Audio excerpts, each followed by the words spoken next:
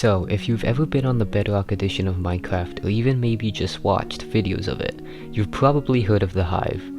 The Hive is the most popular Bedrock server, only rivaled by CubeCraft. With so many players enjoying the server, you may be wondering why I will never main the server. And this is what I will be explaining in this video.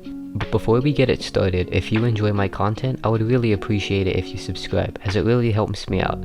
And another disclaimer, this is just my opinion and you don't have to necessarily agree with me.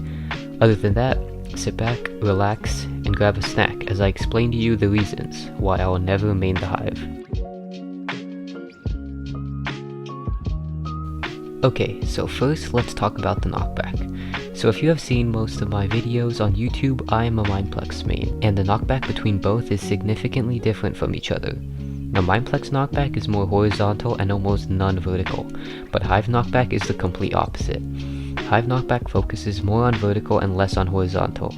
This provides for a good amount of air combos on the Hive. Now some of you may be thinking that maybe I don't like the knockback, but that's actually quite the opposite. The knockback is a lot more enjoyable and provides for a bigger skill gap between players. In short, this means that a good player will win against a worse player 99% of the time.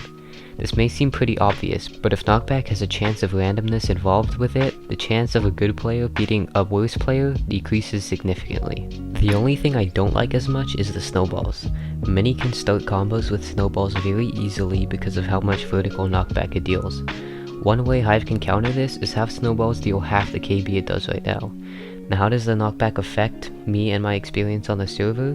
Well, it seems that Hive's horizontal knockback is a little odd, and by that I mean the horizontal knockback is very low, and I've had instances where someone is a block away from the edge, and I hit them twice and they only go up but not horizontal. This doesn't happen as much anymore, but there are still a few things about the knockback that irks me. For example, the hit lag. Now for the hit lag, I have mixed feelings about. In one way I like it, but also I don't. What I mean is that the way hit lag works on Hive is that you are only able to hit another player at the very top of their peak knockback. This honestly just makes the knockback feel off. I don't really know how to describe it, but just something feels off about it. It also makes it seem like the knockback is more CPS based than usual, which is another aspect that I dislike. Now I'm not saying you can't 1 CPS combo because you can, but it takes a lot more difficulty and timing to do so. And now the good side about the hit lag being like this is that it is impossible to get ping-ponged. Ping-ponged is a term I use when you get hit by two players almost at the exact same time and it sends you flying. This is similar to switching, where you can force the game mechanics to give you a double hit. The last and final thing about the knockback is W taps. So usually if you're sprinting in Minecraft and hit someone, it will deal more knockback than if you aren't sprinting. But this doesn't work on the Hive. On the Hive, knockback is the same whether you are sprinting or if you are just standing still. And as a W-tap main on several Fizz knockback servers, this really is a problem to me, as most of my PvP tactics do not work as well on Hive compared to other servers.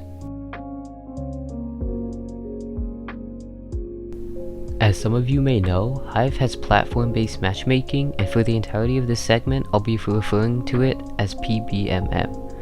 So PBMM is split into two groups, touch and non-touch. PBMM is also only active in Skywars and Treasure Wars, which is why in survival games you find a very big amount of mobile players. Now the reason why this affects me so much is this last fact. Players that use controllers / mouse plus keyboard on a touch device are currently queued into touch games. And some of you may not know this, but I actually connect my controller to my phone.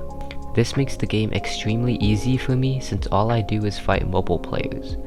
I occasionally run into a few decent players, which is great, but that is rarely the case. Now Hive did mention that they are trying to find a solution for this, which is great because I would like to play games in the non-touch queue. As of now, it's just me fighting mobile players that just bought Minecraft a day ago. This makes Hive a whole lot more boring than other servers. The only way I can bypass this is playing in a party with a Windows 10 or console player, because if someone in your party is in the non-touch queue, your whole party will be matched in that queue. This is usually the main reason as why I won't main Hive, is because I can't play very long without getting extremely bored and leaving to go to a different server. I have tried many things to make it more interesting to play, like only looting one chest and no ores, but most players don't pay attention and just stand close to an edge anyway. I would really like to see Hive put players who are using a controller or keyboard and mouse on mobile get matched up in the non-touch queue, as the games would be a lot more interesting.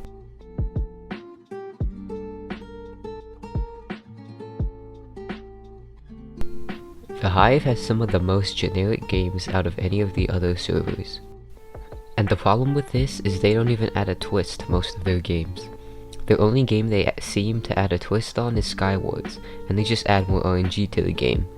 Treasure Wars is the exact same, with gold spawning at your gen, then diamonds at a shared island, and finally M's at middle. It's basically the exact same as normal Bed Wars, but treasures instead of beds. And just nothing really about Hive Treasure Wars stands out and would make me want to play it more than Mineplex Cake Wars. Another really annoying thing about Treasure Wars is, for some reason, if the treasure is 2 blocks away and there's a block at your head level, you aren't even able to break the treasure, even though it's in your range of reach. I have no idea why this happens, but it forces players to break a few more blocks to be able to actually reach the treasure. Survival games is just normal survival games. Potato Pie did mention that Hive was the first to add Murder Mystery on Bedrock Edition, but they still took the core concept from another game. Just Build is just another one of those games where you build a certain topic. Hide and Seek is just like Block Hunt.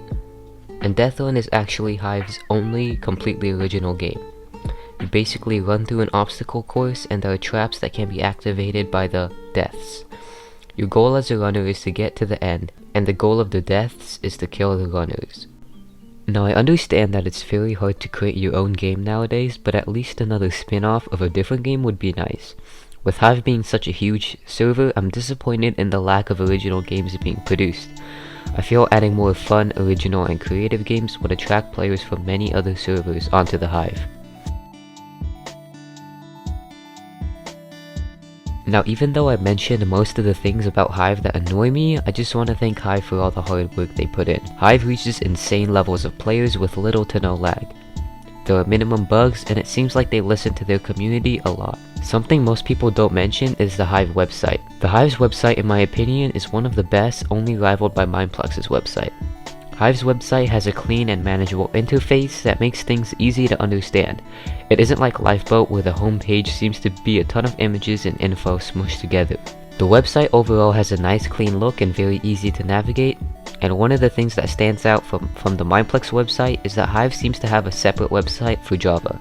This really helps out a lot because it makes things less clumpy, and that all the info for Bedrock is in one place. Mineplex doesn't do this and causes a good amount of confusion when looking at stats. But something I would like to see in the Hive website is maybe a stat page and a leaderboards page, where you can view any player's stat by searching their IGN and looking at all the leaderboards. This can help players see their stats and the leaderboards without having to go in-game. Anyways, I just want to say thank you so much for watching this video, and if you enjoy the content I make, please be sure to subscribe, as it really helps my channel grow a lot. Also, comment down below if you have any other ideas or topics you would like me to talk about, or your thoughts on this video. Besides that, I hope you guys have enjoyed this video, and I'll see you guys in the next one.